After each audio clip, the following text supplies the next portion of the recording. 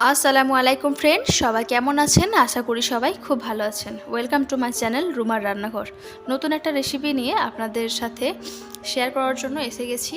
তো খুব সহজ অ্যান্ড সিম্পল একটা রেসিপি নিয়ে এসেছি। খুব সহজেই আজকে আমের আচার বানিয়ে দেখাবো। নতুন একটা আচার আজকে আপনাদের সাথে শেয়ার করছি, যে আচারটাকে আপনারা প্রায় 1 বছর ফ্রিজে রেখে খেতে পারবেন। তো এই আচার বানানোর জন্য প্রথমে আমি 1.5 কেজি পরিমাণ আম নিয়ে নিয়েছি। অবশ্যই আমটা কাঁচা নেবেন। আমটাকে খুব ভালো করে ছুলে নিয়ে ধুয়ে নিয়েছি। এখন আমি আমগুলোকে গ্রেট করে নেব। আপনারা চাইলে খুব পাতলা পাতলা করে আর সরু সরু করে কুচিয়েও নিতে পারেন, তবে খুব ভালো হয় যদি গ্রেট করে নেন। তো আমগুলোকে আমি আগে ধুয়ে নিয়েছি, তাই গ্রেট করে নেওয়ার পরে আর ধোয়ার কোনো প্রয়োজন নেই।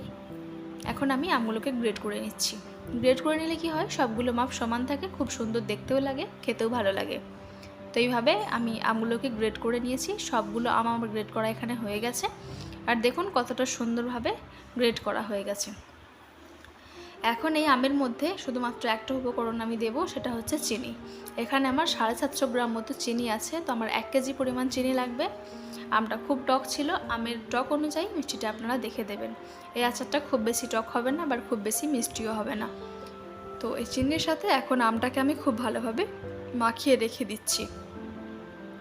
তো প্রথমে আমি প্রায় 750 গ্রাম মতো চিনি দিয়ে দিয়েছি এখানে, আর আমটার সাথে খুব ভালোভাবে মিশিয়ে নেব।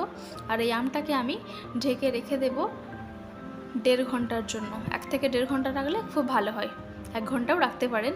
তো 1 থেকে 1.5 ঘন্টা রাখার পরে যে পানিটা বের হবে বা আম থেকে যে রসটা বের হবে, ওই রসের সাথেই কিন্তু আমের আচারটা বানিয়ে নেব।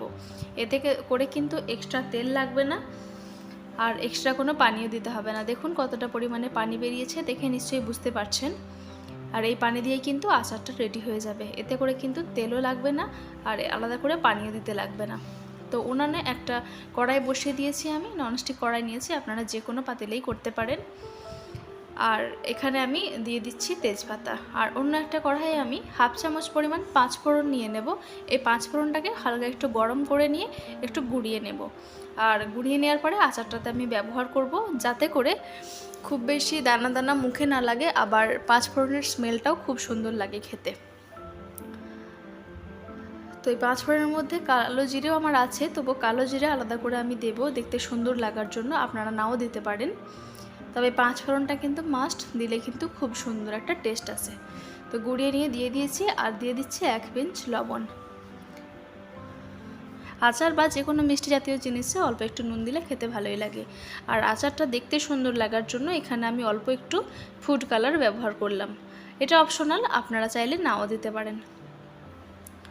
তো এটা জাল করতে করতে প্রায় 10 মিনিট ধরে জাল করে নিয়েছি। তারপরে দেখুন কালারটা অনেকটাই চেঞ্জ হয়ে গেছে।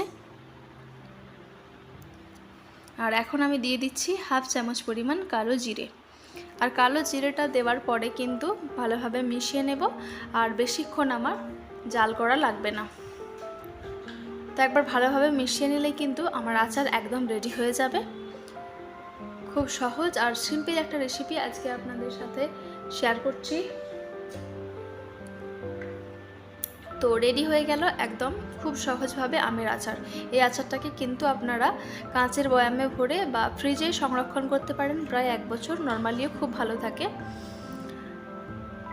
তো এই তো আমার হয়ে গেল আজকের রেসিপি। এই ছিল আমার আজকের রেসিপি। আমার আজকের রেসিপি আপনাদের কাছে কেমন লাগলো? যদি ভালো লেগে থাকে অবশ্যই একটা লাইক কমেন্ট শেয়ার করে দেবেন। অবশ্যই আমার চ্যানেলটাকে সাবস্ক্রাইব করে নেওয়ার অনুরোধ রইল। আর আমার ভিডিওটা সবার সাথে শেয়ার করার চেষ্টা করবেন। দেখা হচ্ছে আপনাদের সাথে পরবর্তী নতুন একটা ভিডিও নিয়ে। নতুন ভিডিও দেখার আপনাদের আমন্ত্রণ রইল। ততক্ষণে আপনারা ভালো থাকবেন, সুস্থ থাকবেন, সাবধানে থাকবেন। অবশ্যই ফ্রেন্ডস আমার চ্যানেলটা সাবস্ক্রাইব করে নেবেন।